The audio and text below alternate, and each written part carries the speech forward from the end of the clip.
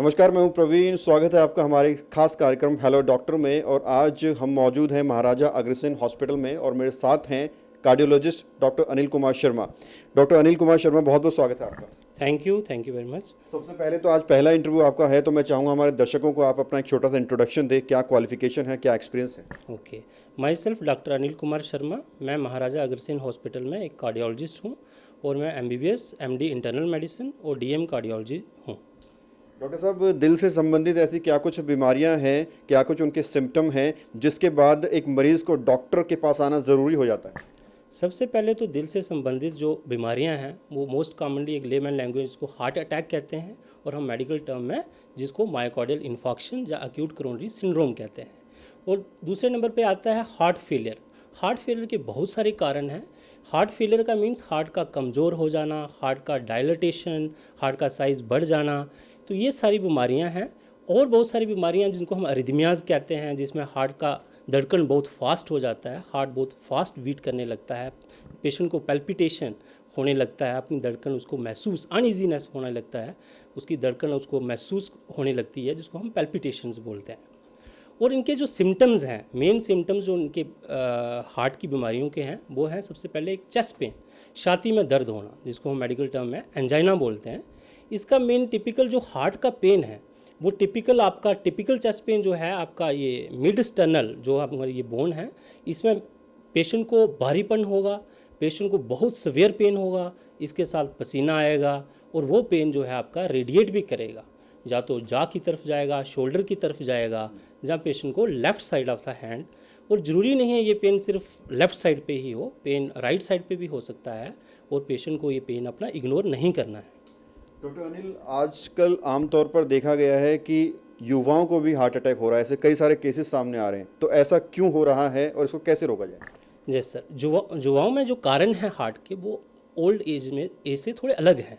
जैसे कि इनमें जो कारण रहता है history of drug abuse, illicit drug abuse हो रहा है, जैसे कोकेन या कोई ऐसी ड्रग्स, या फैमिली हिस्ट्री ऑफ CAD है, जिनको family history of coronary artery disease है। तो ऐसा देखा गया है कि 45 ईयर्स से भी नीचे और even 20 to 30 years young age में पेशेंट को हार्ट अटैक हो रहे हैं। तो मेजर कारण इसमें फैमिली हिस्ट्री है, रिस्क फैक्टर जो हमारा लाइफस्टाइल है वो है, जैसे हमारा सीडेंट्री लाइफस्टाइल हो गया है, जिसकी वजह से ओबिसिटी, डिसलिपिडीमिया, जैसे हमारा लिपिड प्रोफाइल डिरेंज्ड है, या फैमिली हिस्ट्री ऑफ CAD और इलिसिट ड्रग अब्यूज़। ये मेन 4 कारण हैं जो यंग एज में देखे जाते हैं। बहुत अच्छे तरीके से आपने एक्सप्लेन किया। एक और चीज़ मैं समझना चाहूँगा, क्या इसके सिम्टम है हार्ट अटैक से पहले क्या कुछ सिम्टम है कि पता चल जाए कि अब हार्ट अटैक आने वाला है, तुरंत डॉक्टर के पास भाग जाए? देखिए, बहुत अच्छा क्वेश्चन। सबसे पहले बात यह है कि जब हार्ट अटैक पेशेंट को होता है, इसका मतलब उसकी जो नसें हैं वो 100% ब्लॉक। मेजर हमारे हार्ट में 3 नसें होती हैं, जिसमें से किसी एक में भी 100% ब्लॉकेज होने से हमें हार्ट अटैक होता है। जैसे कि सबसे पहले कैसे पता लगाए कि पेशेंट को हार्ट अटैक होने वाला है जहाँ होगा, ऐसा तो हम लोग पेशेंट का जो हार्ट अटैक से पहले सिम्टम्स होते हैं, जैसे एंजाइना एक्सर्शन जिसको हम बोलते हैं, एक टर्म है कि चलने पे दर्द हो रहा है, सीढ़ियाँ चढ़ने पे दर्द हो रहा है, जब पेशेंट को हैवी कोई इमोशनल अपसेट हो रहा है तो दर्द हो रहा है। तो ऐसे केसेस में पेशेंट को जब एंजाइना और एक्सर्शन स्टार्ट हो जाता है तो उसमें 70 to 80% हम मान के चलते हैं कि ब्लॉकेज होगा। और जब 70 to 80% ये प्रोग्रेस करने लगता है और पेशेंट को रेस्ट पेन होना शुरू होता है और पेशेंट को बहुत सीवियर पेन होगा, इतना पेन पेशेंट को उस टाइम पसीना आएगा, वो पेन आपको किसी भी मेडिकेशन के बिना ठीक नहीं होगा। जब पेन जो है आपका जिसको टिपिकल चेस्ट पेन बोलते हैं वो होगी। डॉक्टर अनिल, अगर कोई दूर दराज कहीं गांव में रहता है जहां हॉस्पिटल्स करीब नहीं है, डॉक्टर्स करीब नहीं है, उसमें से वहां किसी को हार्ट अटैक होता है और इनकॉन्शियस हो जाता है, तो क्या CPR ट्रेनिंग कारगर साबित होती है उसमें?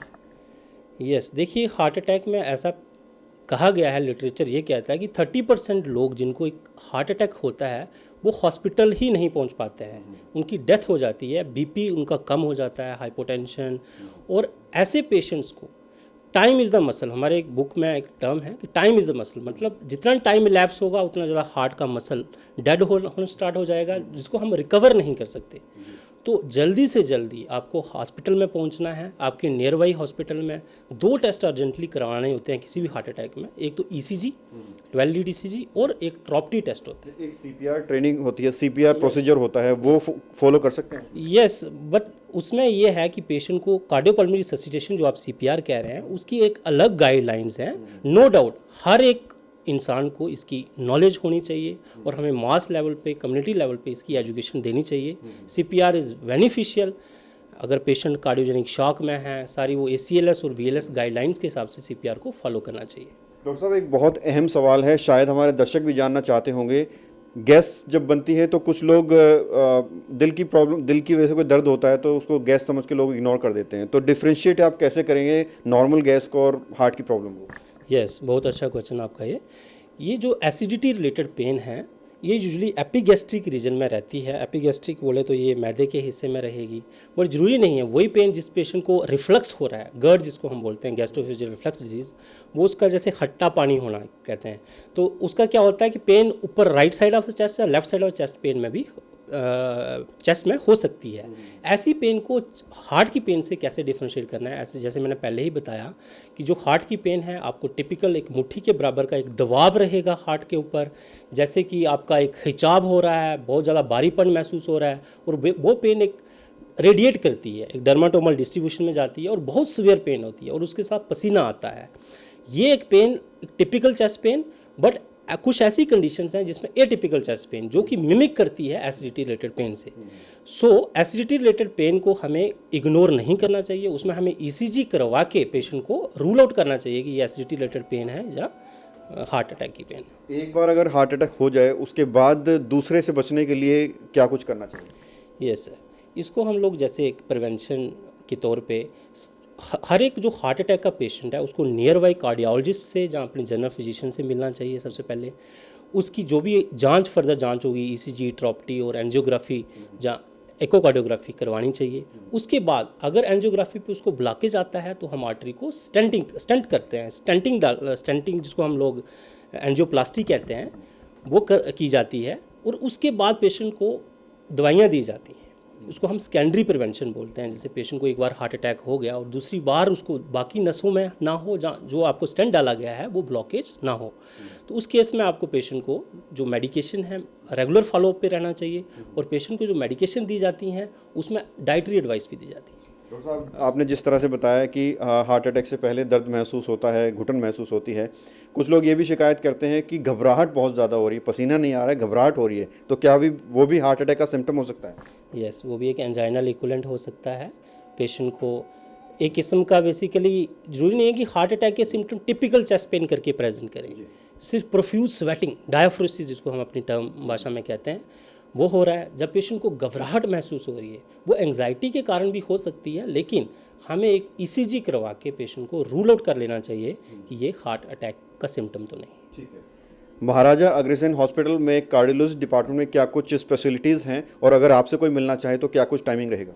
यस, तो महाराजा अग्रसेन में हम regular OPD Monday to Saturday 10 to 6 कर रहे हैं।